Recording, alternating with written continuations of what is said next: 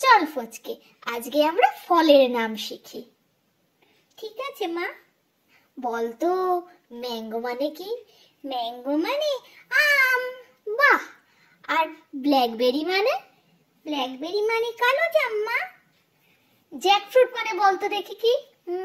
Jackfruit মানে কাঁঠাল। আর Apple মানে পারবি? অ্যাপেল মানে আপেল। বাহ। আচ্ছা, লিচু মানে কি বলতো? লিচু। পাইনাপেল মানে পারবি? আনারস। বাহ, তুই তো সব পারছিস।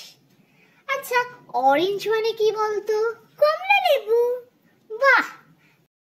কোকোনাট মানে বলতো কি? নারকেল। বাহ। আচ্ছা, চেরি মানে? চেরি ফল। তুই তো সব পারছিস রে।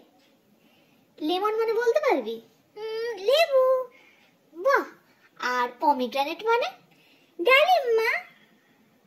বাহ, তুই তো সবই পারছিস। আর গ্রেপ মানে? আঙুর। বাহ।